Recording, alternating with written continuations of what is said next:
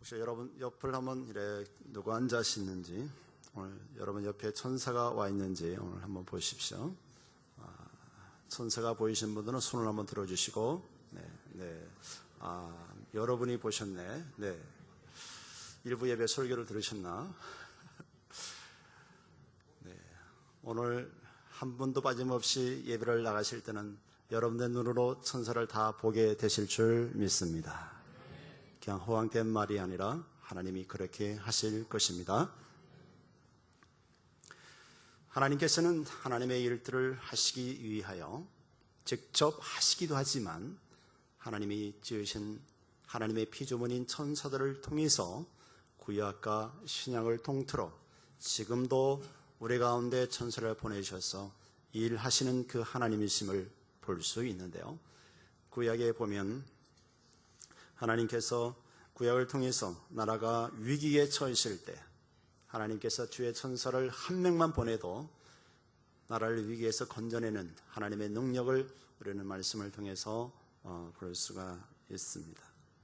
구약의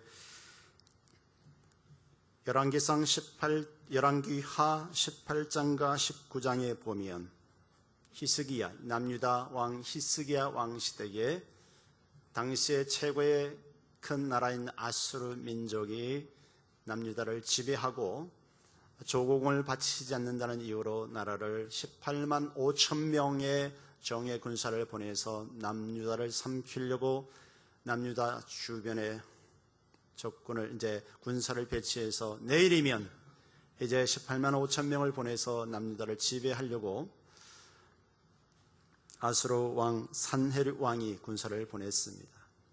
하나님께서 히스기야의 기도를 들으시고 히스기야 왕과 하나님의 경외하는 이스라엘 백성들을 모독하는 산헤립 왕의 그 조서를 하나님 앞에 성전에 펼쳐놓고 하나님의 경외하는 이 백성을 모독하고 우리가 믿는 창조주 하나님을 모독하는 산헤립의 이 모습을 보시고 하나님 나의 기도를 들으시고 이 민족을 건져주십시오 하고 했을 때에 하나님께 그 밤에 주의 천사를 보내서 18만 5천 명을 다 쳤다라고 기록하고 있습니다.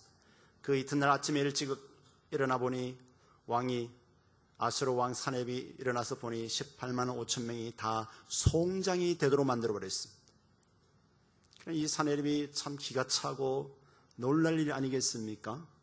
내일이면 이제 남유다를 완전 꼼짝 못하고 저 나라를 지배해서 이제 조공을 바치고 남유다 히스기야 왕을 잡아서 자기의 하녀 부리듯이 부리려고 했는데 하나님께서 하나님의 백성의 기도를 들으시고 주의 천사 한 명만 보내도 18만 5천 명 하루 종일에 다 송장을 만들어버린 사건이 열왕기하 19장 35절에서 37절의 내용입니다.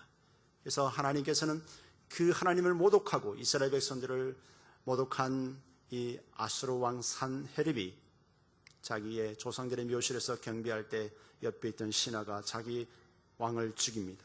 반역이 일어나고 그 아들이 왕이 되는 하나님께서 완전히 그 왕위를 폐위시켜버리는 우주 만물의 창조주 하나님이심을 우리는 말씀을 통해서 알 수가 있어요. 그리고 창세기 19장에 보면 하나님께서 또 두 천사를 보내서 죄악이 간영하고 동성애가 만연하고 정의가 죽었고 사회가 썩어 부패한 소돔과 고모라 땅에 하나님이 천사를 보내서 그 중에 믿음으로 사는 롯에게 너와 너의 가족 너에게 속한 모든 사람들을 이 소돔과 고모라 땅에서 다 이끌어내라. 내일이면 이 땅이 불바다가 된다. 하나님의 말씀을 주의 천사를 통해서 알리잖아요. 그랬는데 딸들에게 알립니다. 하나님이 이 소돔과 고모라를 불바다 만든다. 나가자. 딸들은 그래도 아버지의 말을 좀 듣지만 사위들에게 이야기했을 때는 믿음의 사람 장인의 그 목소리를 하나의 농담으로 여겼습니다. 농담으로 여기고 그들은 그 불바다에 죽고 말지요. 그 아내는 롯의 아내는 가지고 있는 재산이 뭔가 미련이 남았는지 뒤를 돌아보다가 절대로 뒤돌아보지 말았는 뒤를 보다가 뭐 됐습니까? 소금 기둥이 되고 말았죠. 롯과 두 딸만 살아난 사건들이 창세기 19장을 통해서 볼 수가 있습니다. 그것도 하나님이 심판의 도구로 천사를 들어 사용하심에 대해서 말씀해 주고 있습니다. 때로는 하나님의 일을 하다가 낙심하고 좌절하고 하나님 나는 이제 힘이 없습니다 라고 죽기를 작정하고 포기한 사람에게 오셨어. 하나님이 주의 천사를 보내서 그들을 위로하고 그들을 다시 세우고 하나님의 일을 하다가 낙심한 자들을 다시금 하나님 위로하시는 사건들을 볼 수 있는데요. 여러분, 열왕기상 19장에 보면 엘리야가 당시에 타락한 아합 왕과 이 북이스라엘 민족 왕 아합 왕과 이세벨, 하나님을 경외하고 예배해야 할 이 왕이 타락하고 특별히 왕후가 이방신의 선지자들을 데려다가 온통 나라를 혼란스러운 그때에 엘리야가 단판을 걸리죠. 너희들이 믿는 신이 진짜 신이냐? 내가 믿는 하나님이 진짜냐? 우리 한번 대결 한번 해보자. 너희들 선지자 다 모아.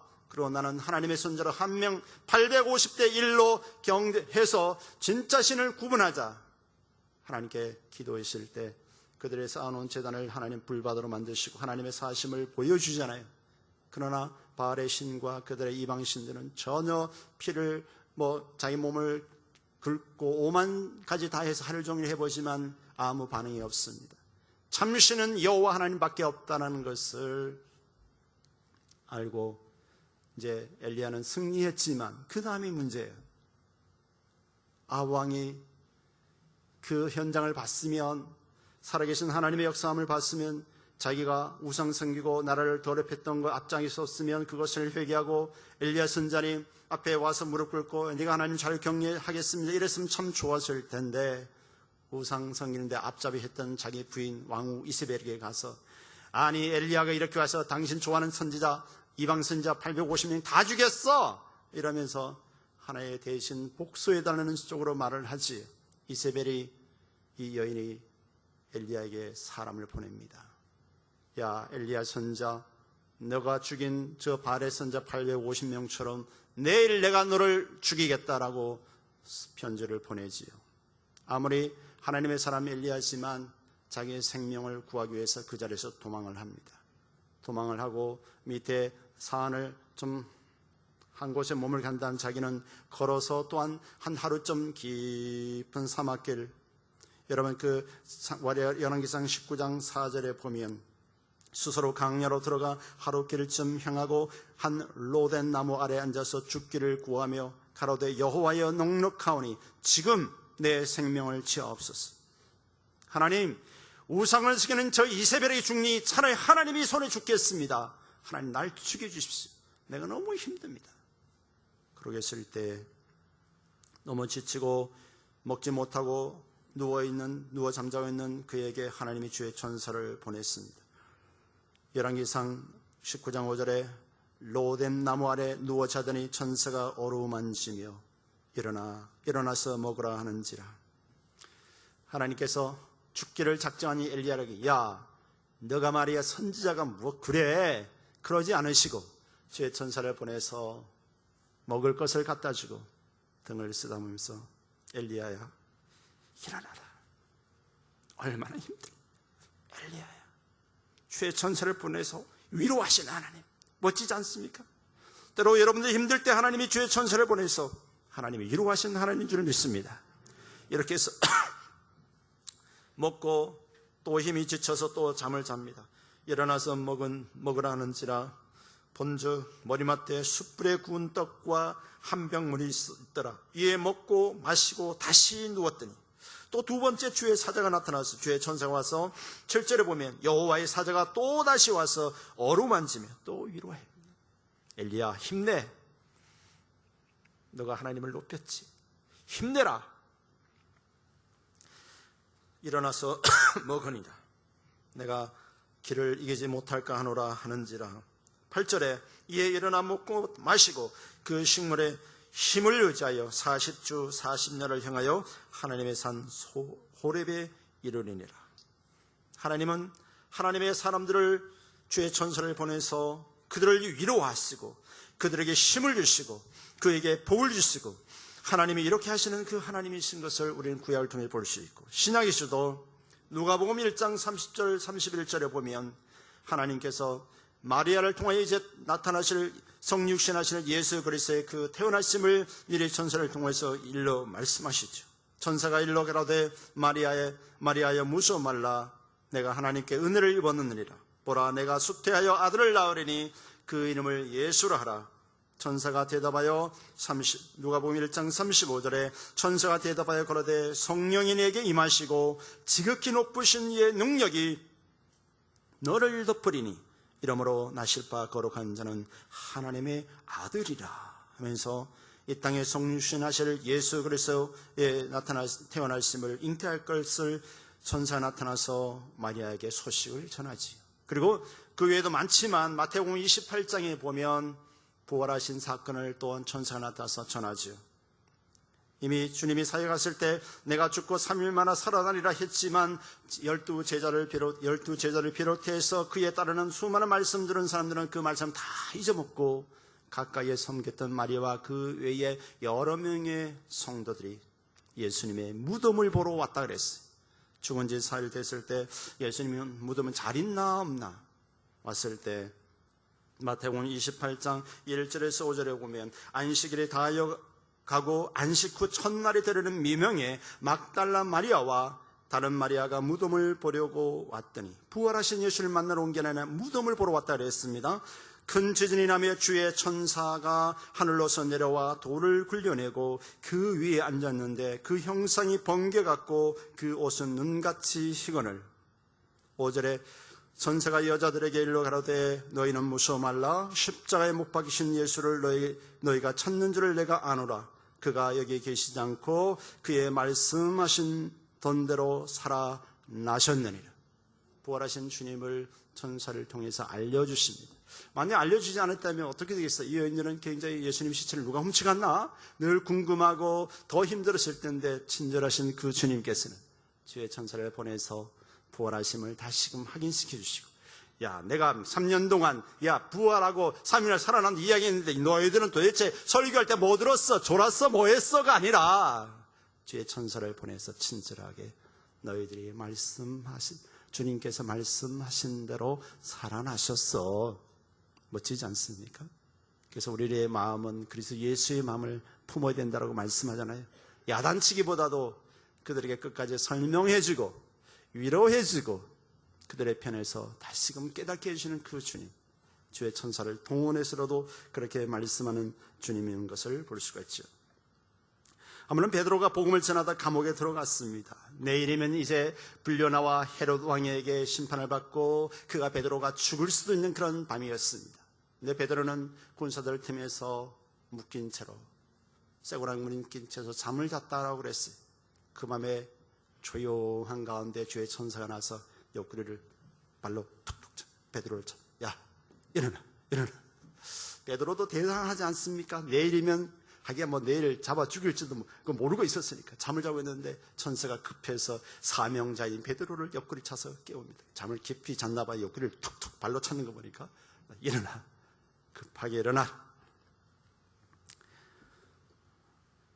사도행전 12장 6절에 헤롯이 잡아내려고 하는 그 전날 밤에 베드로가 두 군사 틈에서 두 쇠사슬에 매여 누워 자는데 파수꾼들이 문 밖에서 옥을 지키더니 7절 호련의 주의 사자가 곁에 섬에 옥중에 강치가 추요하며 또 베드로의 옆구리를 쳐 깨워 가라오되 급히 일어나라 하니 쇠사슬이 그 손에서 벗어지더라. 군사들도 모르는 채 하나님이 베드로를 건져서 감옥에서 꺼내는 그런 사건을 볼 수가 있습니다. 하나님은 하나님의 사역자, 사명자들을 붙잡으시고 인도하시는 것입니다. 꼭 목회자만, 목사만, 전도사만 하는 게 아니라 하나님의 나라를 위해서 일하는 평신도 사회자까지 하나님의 나라를 일하는 사역자들을 다 하나님 지키시고 주의 천사를 파송해서 보호하시 인도하시는 그 하나님이십니다. 한 번은 또한 사도행전 5장 17절에서 21절에 보면 복음을 전하다가 사도들이, 예수님의 제자들이 감옥에 들어갔습니다. 그들을 집어넣은 사람은 누구냐면 대제사장들과 사두개인들의 당파, 이들이 마음의 시기가 생겨서 예수님의 제자들을 감옥에다 집어넣습니다.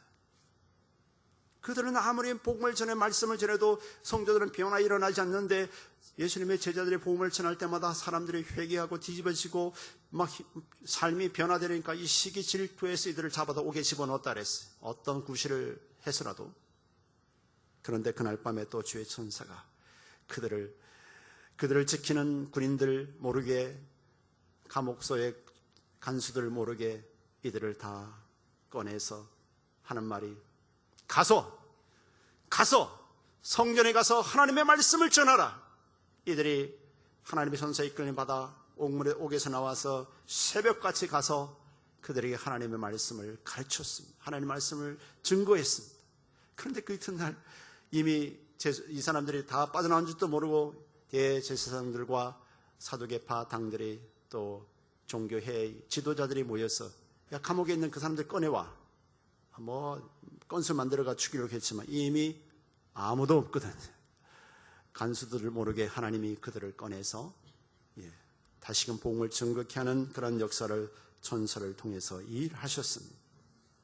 지금도 살아있는 중국의 윈 목사님, 윈 형제라고 계시는데, 그분은 중국의 감옥에서 감옥 철창 5개문을 통과하도록 하나님이 그 간수들의 눈을 다 가려서 교도소에서 탈출하게 하는 그런 사건들을 있는데요. 그분이 지금도 중국에서 탈출해서 독일인가 어디 가서 지금 사역을 하고 있어요.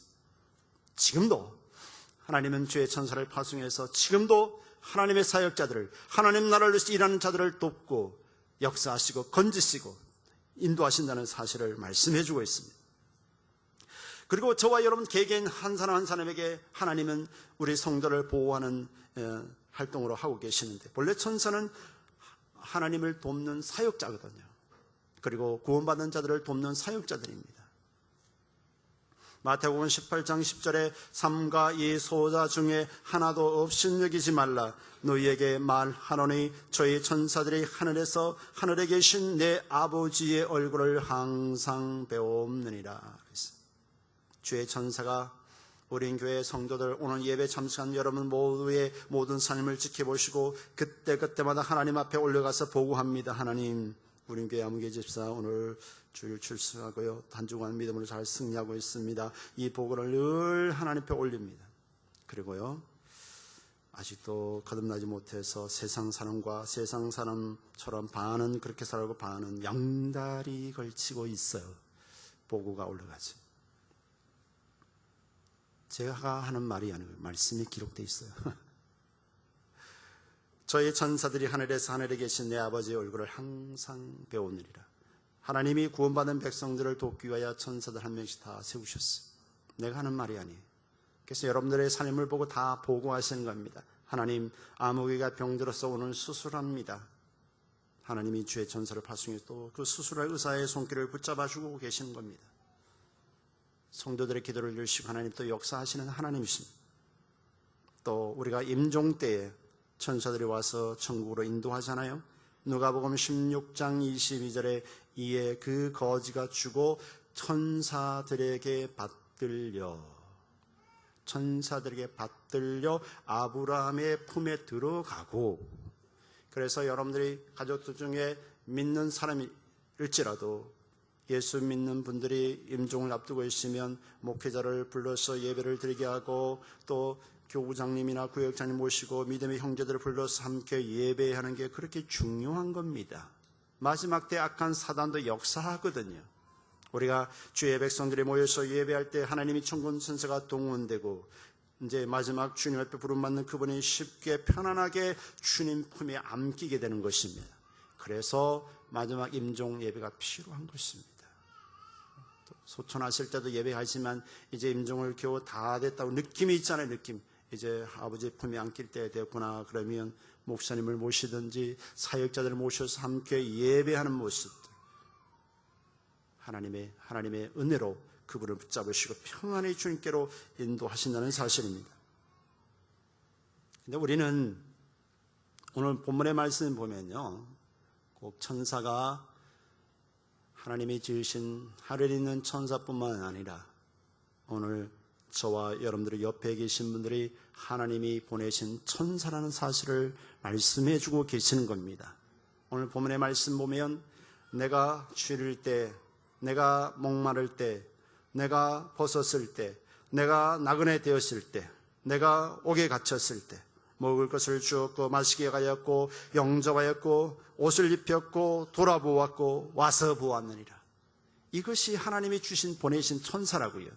일평생 가정에서 요리를 하고 남편을 돕고 자녀를 양육하는 이러한 천사가 더 큰 천사가 어디 있겠어요. 그런데 바보들은, 죄송합니다, 바보들은, 남자들은 한번 따라해 보실래요? 바보들은 싫은가 봐요. 일평생 가도 그러한 천사를 알아보지 못한다는 사실입니다.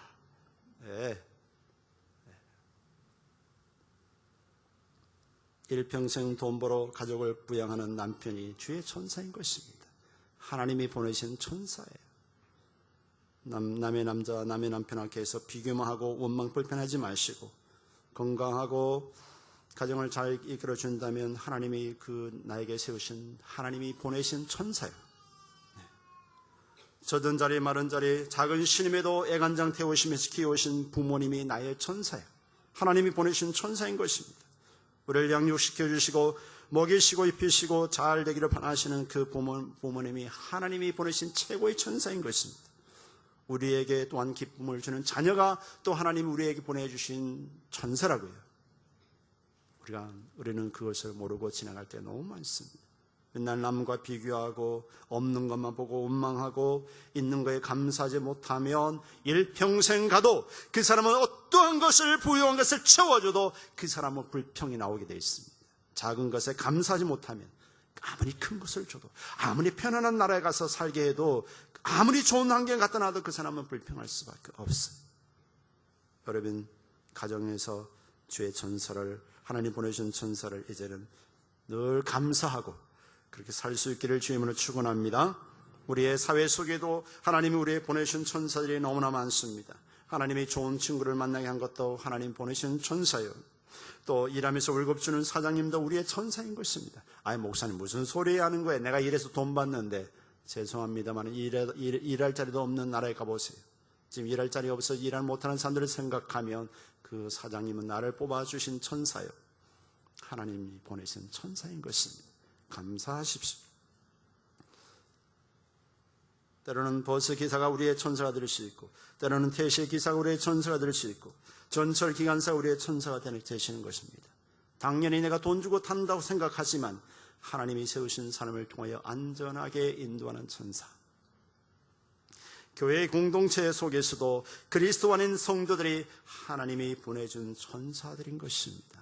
그 천사들을 갖다가 미워하면 되겠습니까? 사랑하고 그를 축복하고 하나님 보내신 천사, 나를 위해서 늘 기도해주는 천사, 나를 위해서 늘 말씀을 양육해주는 구역장, 교우장님이 천사가 아니고 누가 천사겠습니까? 감사하십시오. 내 자녀를 말씀을 먹여주는 교사들, 말씀을 또 먹여줄 뿐만 아니라 그를 내 자녀를 위해서 끊임없이 기도해주는 그 교사가 하나님이 보내신 천사가 아니고 뭐겠습니까? 감사할 수 있기를 주님을 축원합니다. 근데 많은 사람들은 하나님 보낸 천사들을 모르고 산다는 사실입니다. 여러분 모든 삶 속에 하나님은 천사들을 준비시켜 놓고 있습니다. 오늘 본문의 공통적인 보면 도움이 필요한 사람들이 있었다는 것입니다. 그리고 굶주렸다는 사실, 힘들고 병들고 헐벗었고 감옥에 갇히는 이러한 공통점이 있습니다. 때로는 우리가 하나님을 믿다 보면 이러한 사람들을 도와야 한다는 또한 사명감도 있고, 하나님이 나를 하나님의 선한 도구로 예수를 믿고 구원받았으며 내 마음속에 예수 믿기 전에 마음하고 천지 차이가 있거든요. 예수 믿기 전에는 오직 나만을 위해서 돈을 벌고 나만을 위해서 쓰고 나만을 위해서 즐기지만, 내가 예수 믿고 성령을 거듭나면 내 안에 성령께서 계심으로 인하여서 선한 일을 할 수 있는 능력이 내 마음속에 있어서 남을 돕지 않으면 괴로움이 있고, 이것이 그리스도의 마음이거든요. 그리스도인인 저와 여러분을 통해서 하나님은 하나님의 도구를 쓰시고자 하신다는 사실입니다. 그래서 야고보서 2장 26절에 행위가 없는 믿음은 죽은 믿음이다.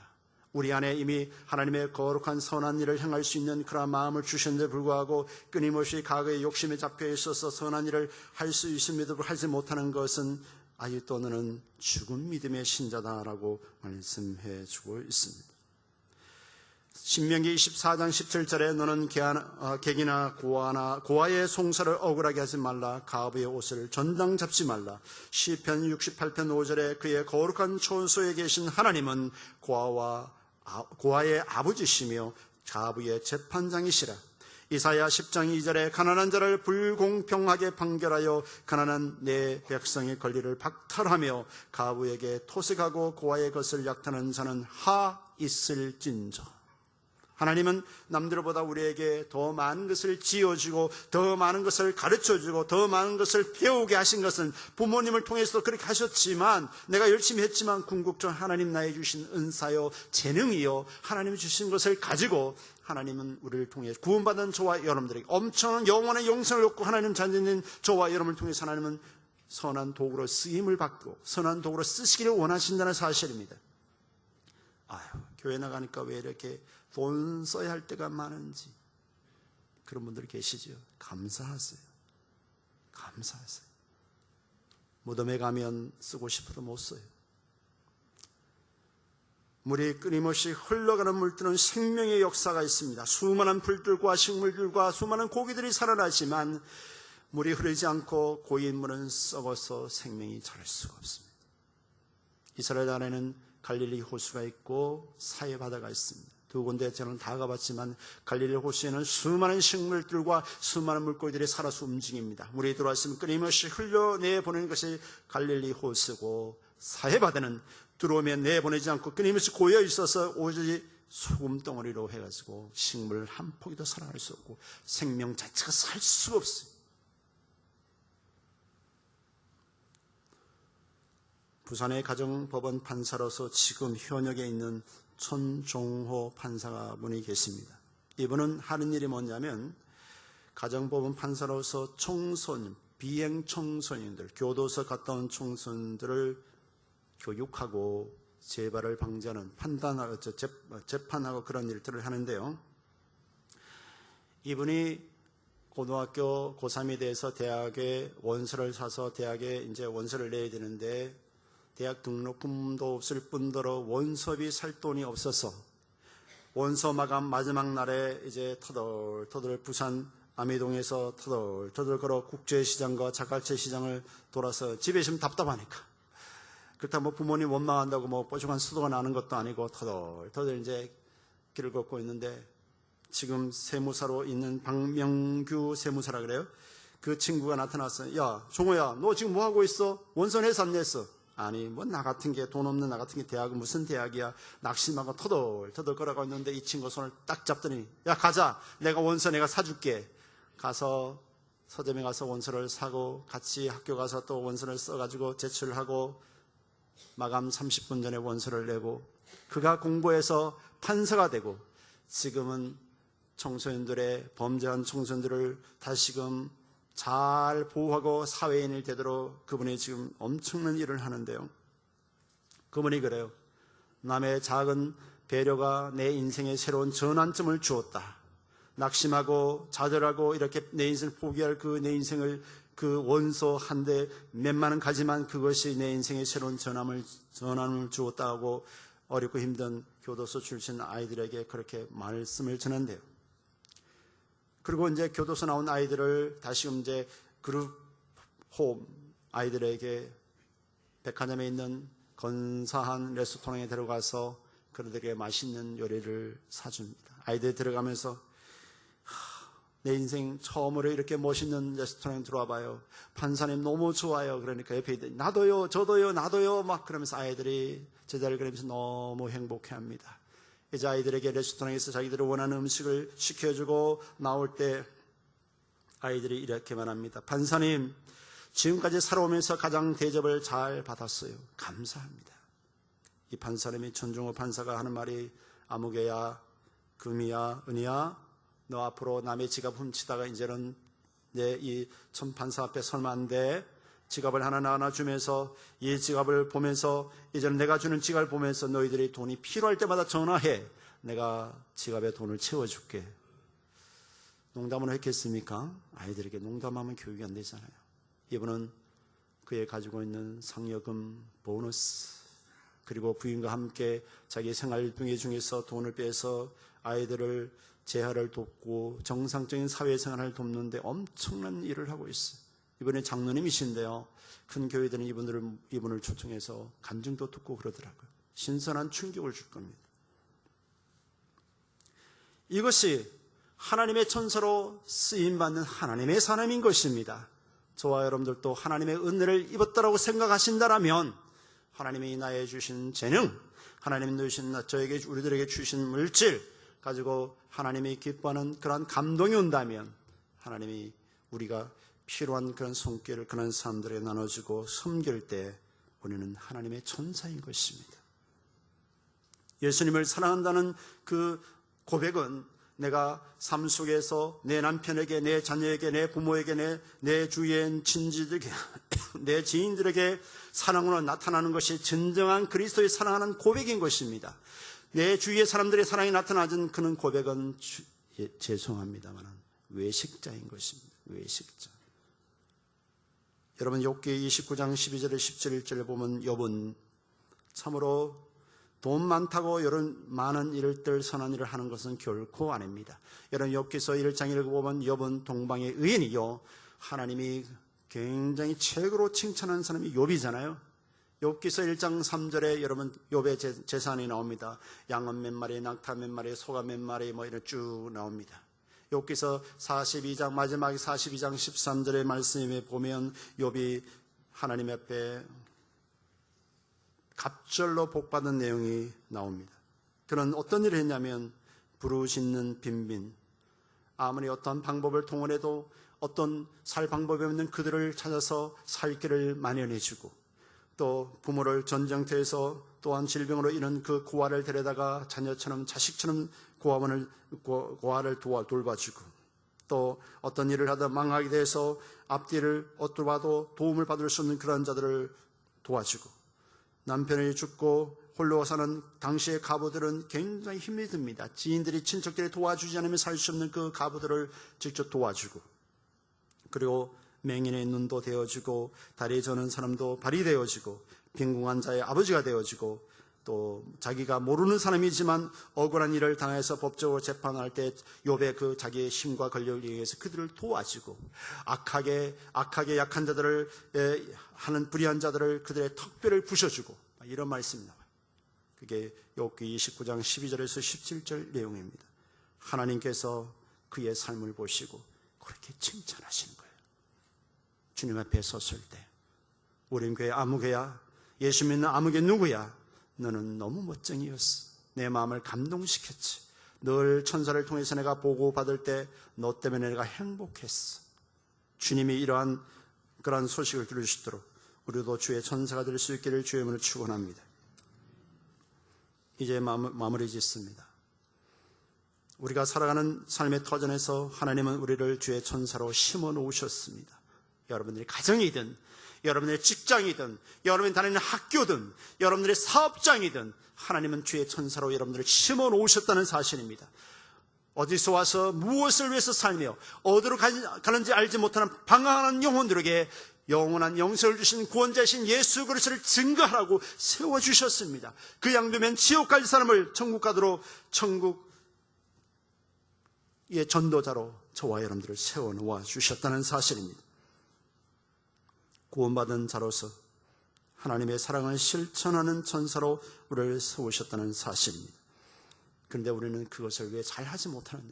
끊임없이 남에게 도움 받기만 하고 천사만 만나기만 하고 우리가 받기만 하려고 하는 게 이게 안 되는 거거든요. 하나님, 오늘부터 나는 주의 천사로서 내가 이제 축복의 통로가 되기를 원합니다. 연약하지만 많이 가지지 못했지만 하나님 나를 들어 사용하시옵소서. 이렇게 기도하시면 여러분들의 주신 재능과 여러분 가신 소유한 모든 것을 가지고 하나님의 도구로 쓰임받을 때 하나님은 저와 여러분들을 통하여 하나님 나라를 위해서 귀하게 쓰실